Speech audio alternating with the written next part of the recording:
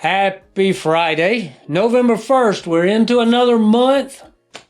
We're in Romans 13, verses 8 to 10, and here's how it reads. Do not owe anyone anything except to love one another. For the one who loves another has fulfilled the law.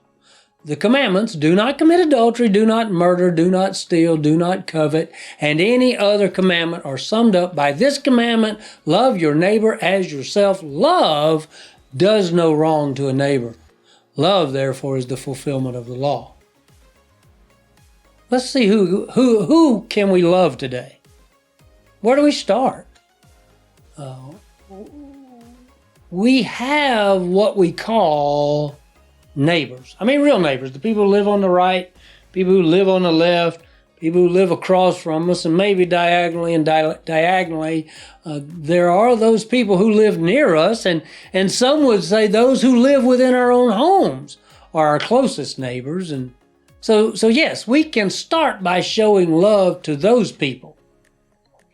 However, as I stated on Monday, the parable of the Good Samaritan identifies almost anyone as a neighbor. A neighbor is the one that you have the opportunity to show love to. If you find someone in need, you should help.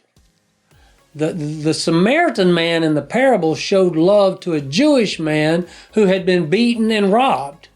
He didn't have to, but he did. As a matter of fact, I guess you could say they were enemies, but they were just not friendly toward one another as Samaritans and Jews. It appears that the kindness that you and I show others is an expression of our love for God, as the Samaritan showed love toward the Jewish man who had been beaten and robbed. I mean, Jesus uses this story, this parable, to identify that the Samaritan had a behavior of love toward a neighbor who behaved more neighborly. So whenever you're reading or listening to this, whether it's in the morning or in the evening or whenever you listen, can you anticipate who you might run into or see next today? Going to the grocery store? Maybe there's someone in the aisle where you're shopping for cereal that needs a smile. You know, it's really easy to smile at somebody and say, good morning or good afternoon.